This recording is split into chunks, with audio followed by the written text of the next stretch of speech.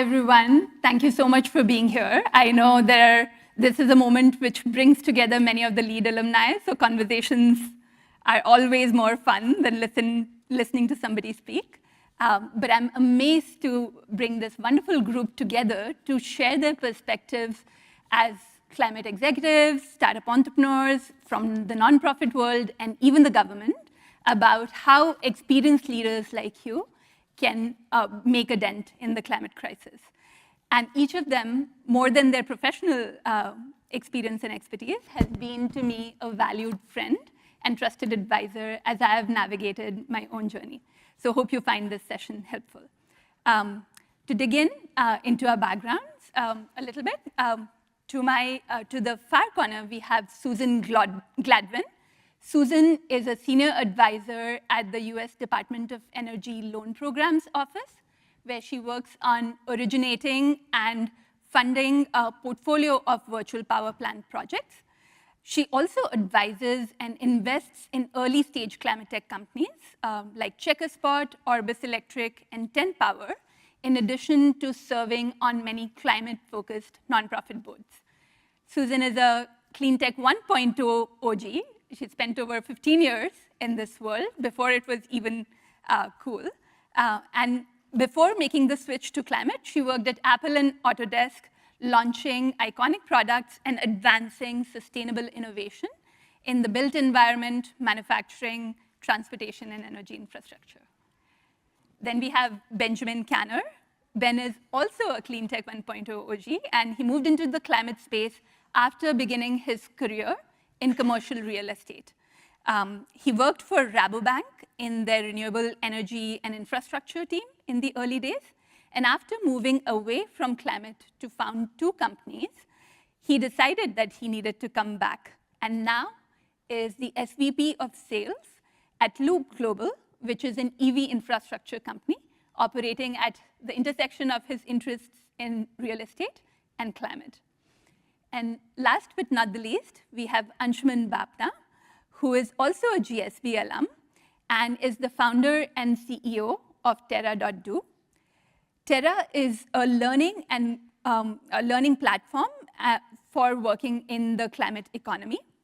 Terra offers immersive courses with a deep community of climate insiders. And fun fact, Terra was a very important part in my own journey of stepping into the world of climate. And I wholeheartedly recommend their course, Learning for Action, to anybody who's looking to learn more in this space. Anshuman is a serial entrepreneur. Before starting Terra, he had started 3 more companies and has also worked at Deloitte, Google, and was the CPO at a $6 billion NASDAQ-listed travel company. So please give them a round of applause for spending time with us today.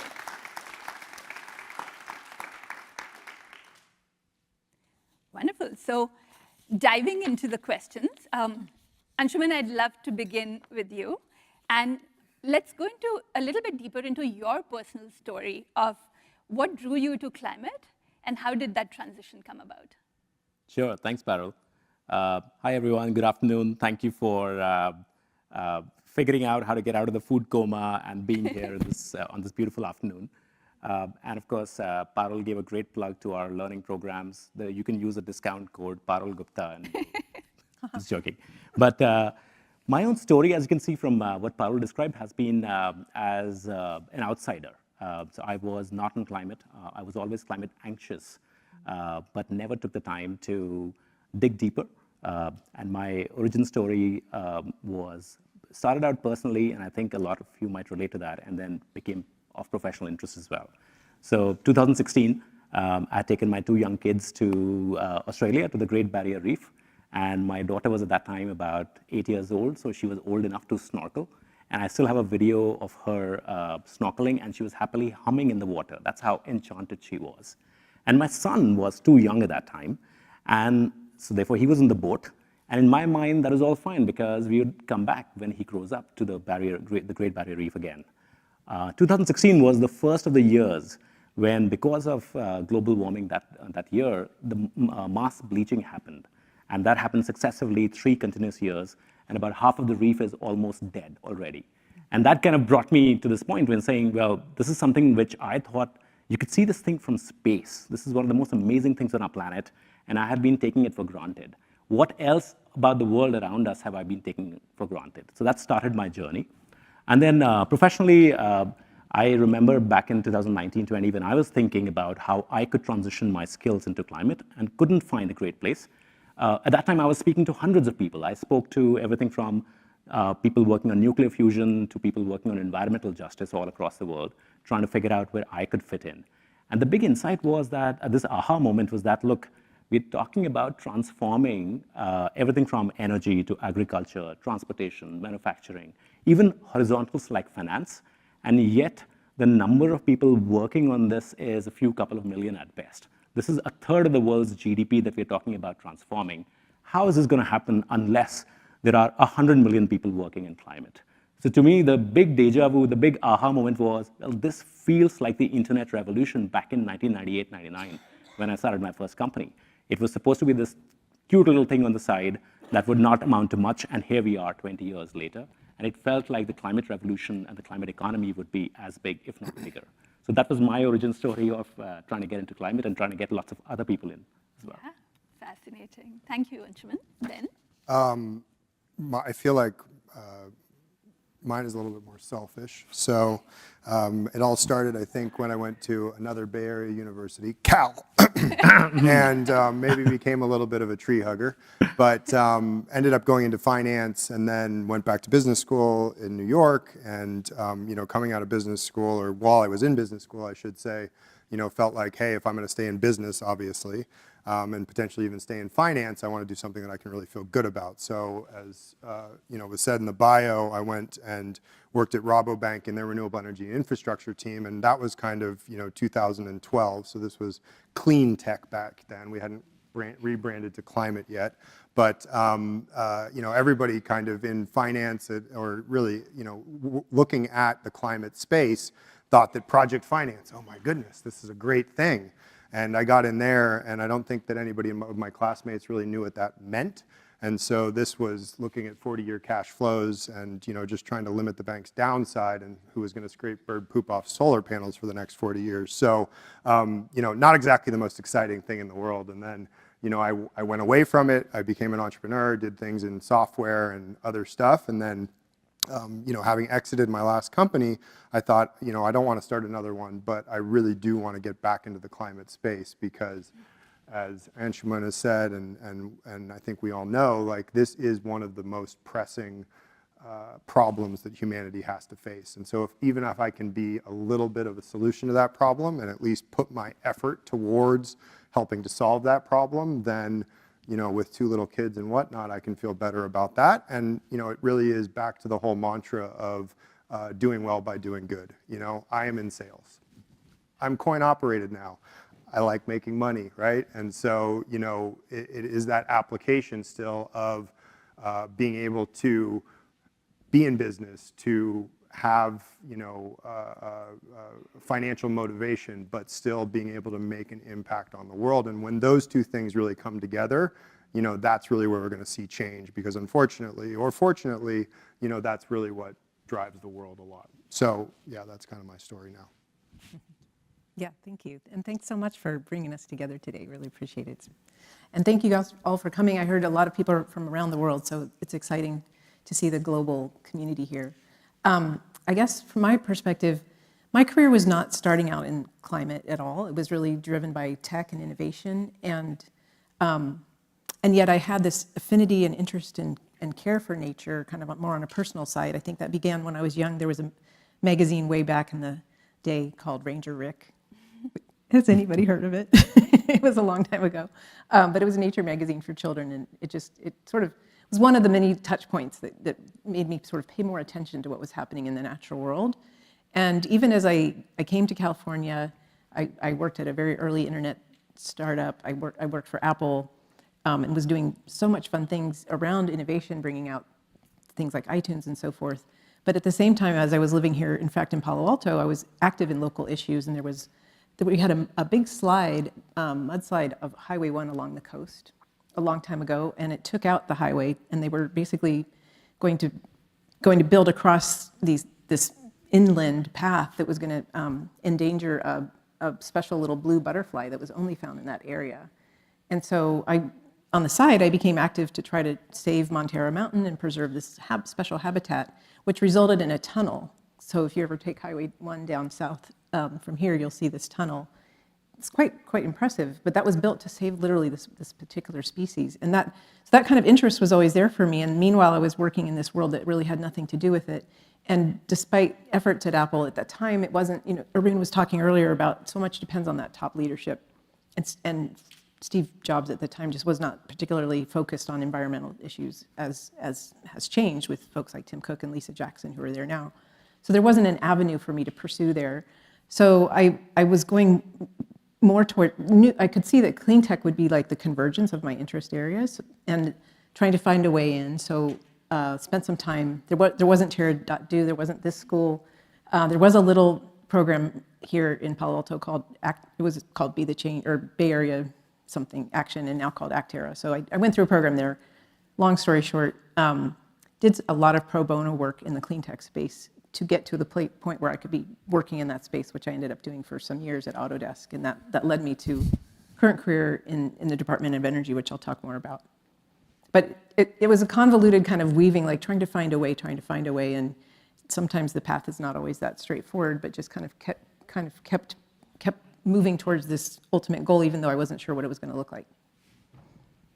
Thank you. And Susan, that's a beautiful segue to my next question, where we can dig deeper into each of your, what you do for work and what a day in your life looks like now. Could you tell us more about both your Department of Energy work as well as Autodesk? Yeah. So I've been a year and a half at the Loan Programs Office at the Department of Energy. And for those of you who know Jigar Shah, that's his group. And that's been a really exciting thing.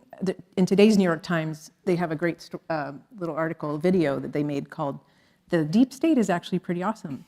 And it's a day in the life of government workers, and they feature somebody who's trying to get children out from working in slaughterhouses here. It features somebody who's cleaning lead out of the water supply and somebody who's deflecting asteroids from hitting the Earth. And they're just saying, like, these are good things that government's doing. You just may not know. I think the same is kind of true with the Loan Programs Office. Like, we are doing amazing work getting funds out in the form of loans and loan guarantees to clean energy projects across the spectrum of all the technologies you can think of, including, Arun was talking about carbon capture and carbon management, hydrogen, even nuclear.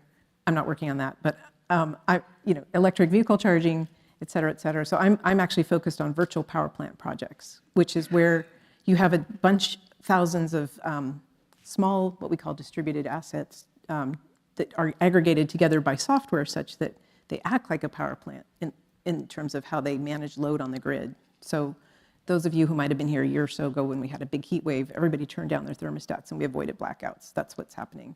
So that kind of stuff is happening. We are funded by largely the Inflation Reduction Act. The bipartisan infrastructure law put close to $400 billion at our disposal in the form of these loans to these very big projects, although some are being done by quite small companies that are putting together big ambitious plans and getting capital from other sources. And really what we're trying to do is bridge that gap between what the private sector can do, because like Arun said, this is a trillions, like Anshuman was saying, each sector is going to involve hundreds of millions of people, trillions of dollars. The government can kind of boost it at the multi-hundred billion level, but then the private sector needs to kick in. So that's kind of our big mission. So my sort of day in the life is bringing companies in, really kind of evangelizing, to use an Apple word from back in the day, that this is something that's on offer and that people can come and work with folks like me to get their projects vetted and qualified and put them through the process such that we get this stuff deployed. Before that, in the corporate sector, so I did work for Autodesk for close to 12 years in the corporate sustainability team largely, and that was an opportunity to do a lot of great things because we did have some very committed leadership. One was running their clean tech program, and that's where we had so many emerging companies that wanted to access our software to use the power of design to get their products to market faster in the climate tech space. And so we basically equipped them with all the technology that we could for free and made that possible. So that's an example of the kind of corporate initiative that can be done. And that was really starting from scratch. It wasn't an existing thing. And I think it led a lot of other companies to kind of look at what they could do that wouldn't cost them that much money from an in-kind perspective. We also did a lot of work around 3D printing, additive manufacturing, looking at the life cycle of that and how to make it less toxic and work with materials developers, et cetera. So lots of different deep dives in different areas. And I guess one of the takeaways we're trying to convey through this panel is, it may be like an area that doesn't seem where there can be a climate impact, and it might be something that the company doesn't even know. So taking the initiative to make a proposal, like, have you thought about this as a possibility? That's something I would encourage for those of you who are trying to find a way in, putting it out there in the form of idea and proposal. Thank you, and those are two great models of how business and government can make an impact. Ben, you made a great point earlier about doing well by doing good, and many of the functional skills that each of us wield in our work are transferable to the world of climate. Could you say a little more about how it felt like to become a VP of sales at a EV company, and how is it different? That's SVP, actually, super vice president. Sorry. Absolutely, yeah. So I actually, being a founder CEO, I've done pretty much everything except being on the product side of the equation. I'm not technical, never done that, even though I've founded, 2 software companies. But coming into this role, I actually came in as the VP of strategy, and I came in through the venture capital firm. Many venture capital firms out there now are focused on climate, or at least have a part of their firm focused on climate. The one I came through was Fifth Wall, which is actually a prop tech firm, so usually real estate focused, and they actually have now a climate focus as well. But came in as the VP of strategy, was doing everything, right? Because I've done most of it, and strategized that we needed to reorg, and so we reorged, and then they had this gaping hole in the sales side of the equation, or the revenue side of the equation, and so I kind of put my hand up and say, hey, I'll do this, I've done this before, and so now I am the SVP of sales at Loop. But I think that the point being that these are just businesses, right? And especially now, I think when I came into this in climate 1.0 or clean tech back then, most of the jobs, it felt like, were, and maybe it was just maybe me having blinders on, but it felt a lot more finance focused, right? A lot of the stuff that was needing work was project finance. I mean, you were doing big wind, solar, biodigesters, even distributed solar was a little bit more nascent at that point in time. And so, it was like, really, how do we finance these projects? And then people turning wrenches. There wasn't a whole lot in between. Now coming back into this, and even, when I was, luckily had the time to kind of explore this over a 12-month period, I came back in and there was just so much going on, right? There's just so many different companies out there. But at the end of the day, they just need business people, right? And so, you can be an accountant, you can be in sales, you can be in product, right? And there's a lot of, obviously you might be doing something more specific and a different application of all these things, but at the end of the day, these are, the same types of roles in these companies, and everything from, now more seed companies are getting funded through, now there be, more later stage, some are graduating to that later stage on the curve, and then also obviously lots of larger companies that also are having these very specific roles that they may be opening in different departments there. Did I answer the question? It did. Okay. Thank you. So this is an important thing to keep in mind, that regardless of your experience, you can make a difference. Right. And Anshuman, coming to you, this is Terra is your 4th startup. How does being a founder in climate feel similar or different than your other companies? I'm curious, are there entrepreneurs here, people who have started companies, organizations, nonprofits? Fantastic. So first of all, the vast majority of times it feels exactly the same as starting any other organization, which is that you are fighting some fire. But there's something really interesting and unique about climate that I've kind of run into in the past 4 years.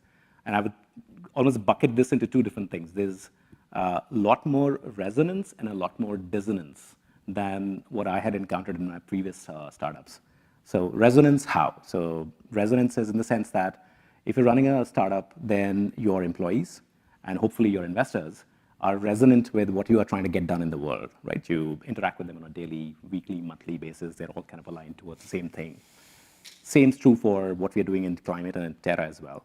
But there are 2 other constituencies that I hadn't encountered resonance with before.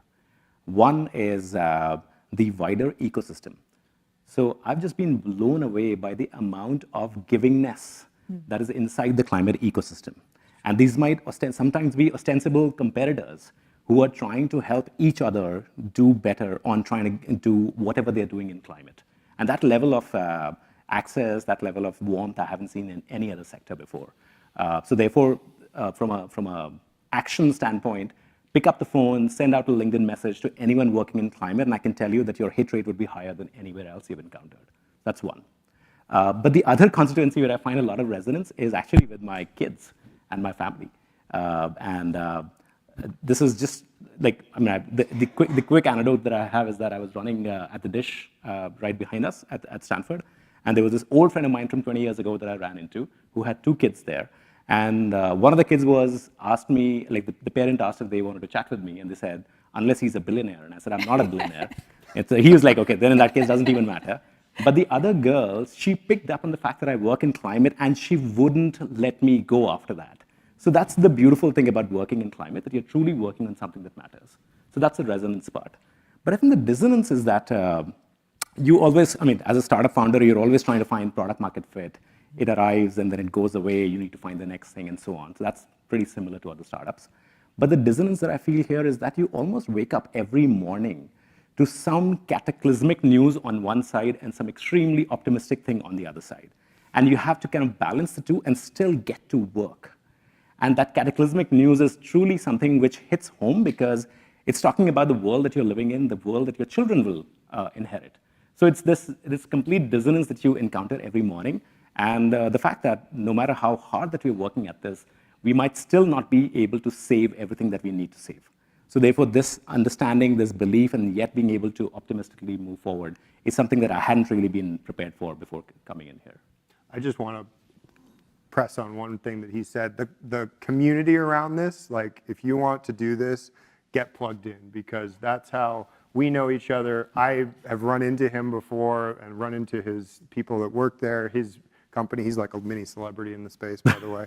But you know, his company, I mean, there's so many people that have gone through that coursework. So, you know, it really is a community where people do come together. They want to share opportunities, they want to share experiences, and they, you know, we all have kind of this common mission, despite what company or what sector or subsector we're actually working in. Yeah, thanks for that. And I +2 that comment. We are a little behind on time, so I'll kind of skip ahead and perhaps ask one question that's not related to careers. You know, so far we've talked about making an all-in career transition, which can feel a little too daunting, but that's not the only way to engage with the climate crisis. And there's so many things that you can do, making small lifestyle changes, advocating in your neighborhood, at your work, in your schools, wherever you live and work, and also exercising your vote. So I'll open it up to the panel to share any stories, completely optional, of how you have engaged in this work outside of your day jobs. I can speak to that a little bit. One thing that I've done, I got to do, was very hyper local government situation where my town in Marin, Mill Valley, was needing to formulate a climate action plan. And most of our towns around here have climate action plans. I don't know what the state of that is elsewhere. But it was a totally volunteer effort. A small group of concerned citizens came together and basically tried to figure out, well, how much emissions should we reduce by when? And how are we gonna do that? And how's that gonna take place in the cars that are moving around our town and the bikes and what the emissions coming off of our buildings, what does that mean in terms of electrifying it, et cetera, and just kind of creating this plan, like we have a goal, we're gonna get to it. So that was a total volunteer effort and very rewarding. It was nice because we had a finite duration, we had a deliverable, we had to get it done. Took it up to our city, and now they've hired a climate action coordinator who's implementing it. So super rewarding and no pay, but a great way to connect and help. And towns need people to step up to things like that. Local government benefits from free labor very much. Any others? I can share one thing which I was sharing with you and Susan earlier, which is that we just live across the campus. And when COVID was happening, the kids and I, we were kind of obviously cabin fevered out. And we discovered this list of 200 trees, special trees on campus. And this is a big campus, as you know. So every morning we would have a quest, which is this tree. And then we would bike over there and then spend the rest of the day working from under that tree. And the reason I was doing that was because for me, I felt there's this amazing book that I read called Overstory. It's a Pulitzer Prize winning work of fiction, but incredible book that I highly recommend all of you reading. And I realized that I actually did not have an emotional understanding of, leave alone the natural world, even the trees around us. And these are beings, and especially if you live in California, which has the tallest, the oldest, and the biggest trees in the world here. You're essentially in the company of elder giants. And I did not recognize that. So for me, it was just an internal journey as opposed to something external to try to figure out what is my personal relationship and my family's relationship with the trees around us. That's beautiful. And I can share a few stories. I have made big life changes ever since I started engaging in this space about 2 years ago. As a family, we audited our carbon footprint, tried to make changes in all spheres. For example, for our car, we moved to an electric car. We started shopping much more sustainability, tried to plug into the circular economy, buy used items as much as possible rather than buying new. And then also with my kids' school, I pestered them to transition their bus fleet to electric, which is also a very big avenue. So that's something you can do in whatever spheres of life that you want to engage in. So many, many opportunities. And just to kind of wrap it up so that we have some time for Q&A. I saw earlier there was so much engagement, so I want to make sure we have time for that. Any parting advice that you have for people in the room here who want to help with the climate crisis? And this time we'll start with you, Ben. I would just say, go for it. I mean, go apply to jobs, get in, plug into the networks. I mean, as with any job and any industry, half the jobs you get are, especially at the more executive and higher levels, are because you know somebody, and it might be in the, gray or not necessarily on job boards. So yeah, I just say get out there, and again, they need everybody in business, right? These are just businesses, so anybody can plug in here. Susan? Yeah, I would say, well, some things I did that I mentioned that worked for me, if you can spare the time, volunteering, joining there's plenty of nonprofit climate boards or climate organizations out there that you can contribute to on a board or on a volunteer basis, or pro bono work, really, bill yourself, but without pay, but do your professional work as a way to get in and learn something about a certain sector that you're interested in. And again, coming back to the government thing, just the local volunteering in that space will really expose you to a lot of network that outside of the business world that I think is also useful to find a way in. And then the last thing would be just if you can think of ideas that you want to pursue, and maybe you're not going to pursue as a full-fledged founder, but you can take them to companies as well, just to point out they may just not be completely overlooking a business opportunity or having a risk as well that you could help them with. Maybe I'll share a framing that was really useful for me. This came from a book. The framing was, we live our lives in 5-year projects, there's companies that we start and stuff like that, and so on. We have some projects which are 15-year duration, kids being one of those big ones, whether you like it or not. But what about 50-year projects, right? And so if I was to, like this audience, I mean, if you were to ever embark on a 50-year project, that would be now, right? Can't do anything much later than now. So make a list of those 50-year projects that you think are worth spending your time for 50 years. And I would really hope that climate change is on top of that list. If colonizing Mars is further up, that's okay, but there's someone else working on it. So maybe you want to focus on climate change. But just think from a 50-year kind of a time frame. I've never seen profit and purpose combined together with a capital P in such a big way in my entire career. Yeah, that's the perfect note to end on, and very much that was the bet that I took, that 50 years, I don't know if I'll live 50 years or work for 50 years, but definitely this is the next several decades, 2 or 3 decades.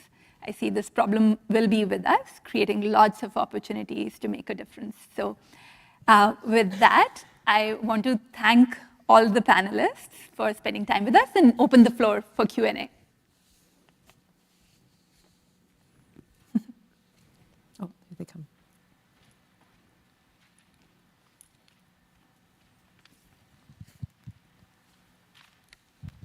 Thanks very much. My name is Aga. I work at the University of Cambridge.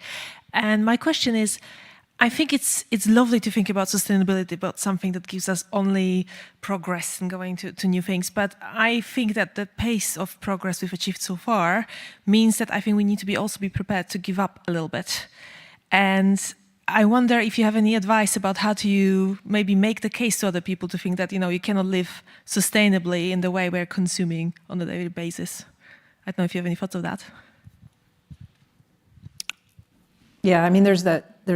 I don't know if it was a study or something, but how many planet Earths does it take to support a certain lifestyle? And the North American lifestyle is like, what, 5 Earths are needed or something like that, at the risk of everyone else who's not having that. I don't have an answer. I just agree with you that it's not necessarily going to be all upside, for sure. And I do think that the crises will help also, unfortunately, make people, it is a climate emergency, for real. Yeah. Yeah. Go ahead. Please. Now, I'm just going to maybe change the framing a little bit, because I think what you're alluding to could go in one of 2 or 3 different directions. One of them is this term called degrowth, which is very popular amongst a certain segment. But there's another one which I actually prefer personally more, which is the sense of thriving. And there is a specific framework that this economist out of Oxford has called donut economics.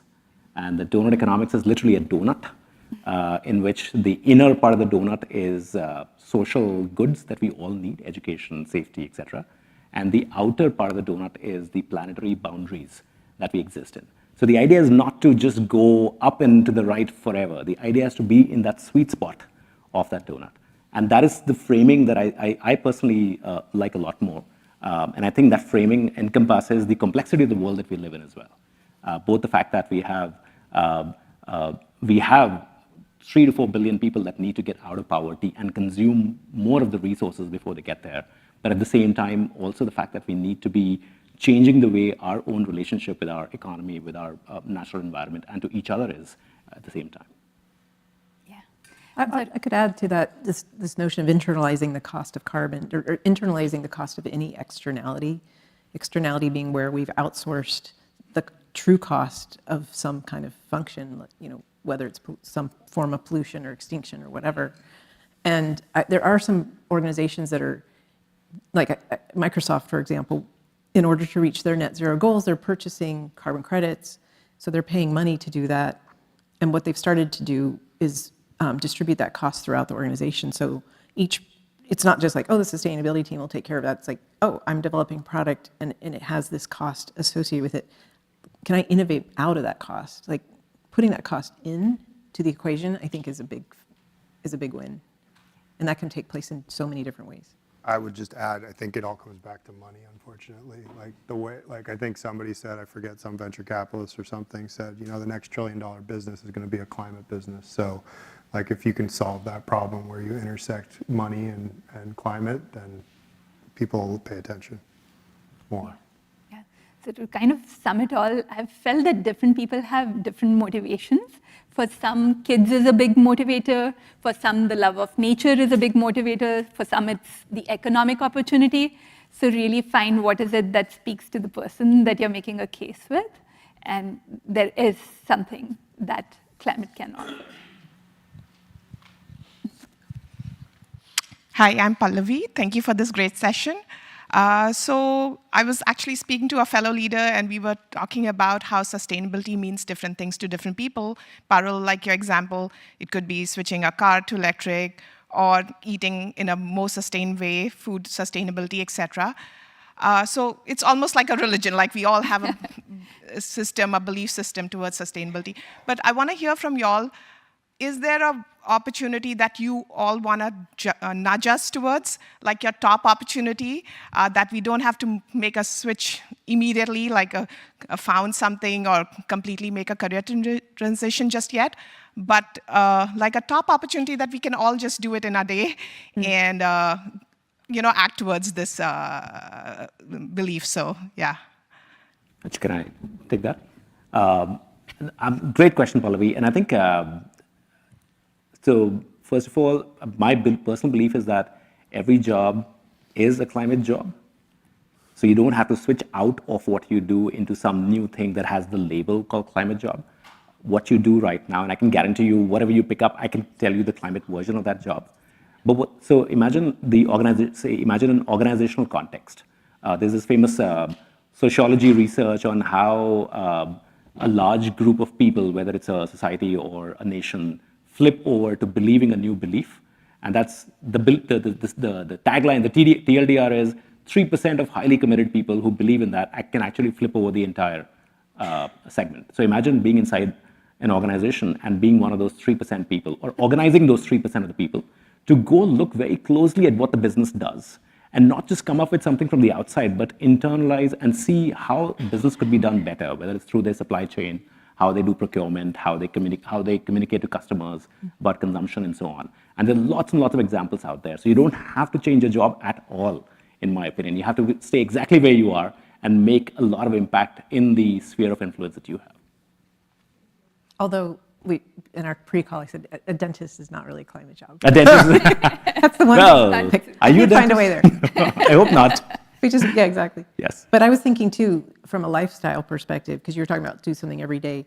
There's a group near where I live that's locally based in Marin County called Resilient Neighborhoods, and they organize, people come together on a block, and they, again, it's this finite thing where they have this certain amount of time, and they figure out their biggest climate impact areas, and the specific actions they can take to reduce their own footprint, and they do it together as a group, and then they're done. They sort of kind of come through that. So that's an example of a very local. Everyone was talking about communities where it's going to happen. So that's that kind of organization, and maybe helping spread that. I don't know if they're interested in spreading in chapters of it or something like that, but it's another angle. And Pallavi, maybe I'll add one more. The most powerful thing is to really use our voices and create more awareness, because to me, it was so surprising. I was working in the world of tech, and then as an education entrepreneur, like literally 1% of people in my previous world even think about this problem, leave alone do anything about it. Yeah. So I think there's a lot that we can do in educating people around us and exercising that small influence on our family, on our friends, on our relatives, or whoever we can to get aware and then take small steps. Thank you for the question. I think we might have time for one more. Did you still want to ask your question? No, sure. Okay. Nope. Hi, my name is Jesse Harden. I work at Equifax, one of the credit bureaus in the U.S. And I feel like we don't really have a good focus on sustainability as a company, and so it's hard to go to our customers and talk about their sustainability. And so I just wondered, and I've tried to connect on different ways with strategy. Is there anything that you could recommend in terms of how maybe I could focus more on sustainability to relate to those customers that we have?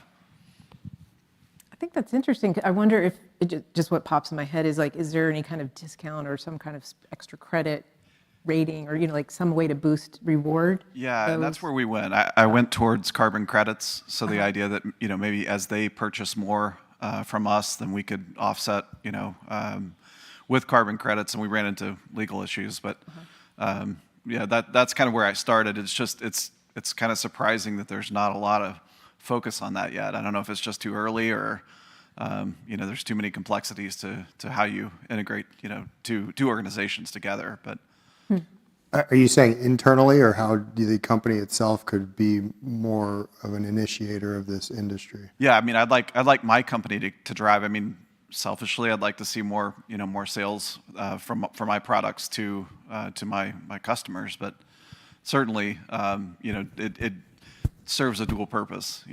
I mean, just, I pitched one time, I don't think it was Equifax, I think it might have been TransUnion, but basically, like, if you can, like, there's a whole market out there for securitization of a lot of this stuff, right? And so if the credit bureaus can, and I don't know if they are now, this was, again, 10 years ago or plus, but, you know, if they can get behind and, you know, verify, basically, you know, help to create that secondary market for a lot of this stuff. I mean, again, pushing resources from a monetary perspective into these industries and creating a secondary market for carbon credits or for, you know, cash flows coming off of wind, solar, electric vehicle charging, things of that sort. That just helps to drive and perpetuate these industries because, again, it comes back to funding at the end of the day. Yeah, interesting. Thank you. And we'll also be, I'm sure you can reach out to any of us on LinkedIn, or we're happy to share our emails so we can brainstorm if there were any questions that we didn't get to today. So thank you so much, everyone, for being here and for your engaged participation. I'll probably just wrap up this panel with a quote from Winston Churchill. You know, the climate transition might feel like a very daunting transition, but the quote goes, "It is better to do something than to do nothing while waiting to do everything." So I hope at the end of this panel, each of you will take some small step today. Thank you.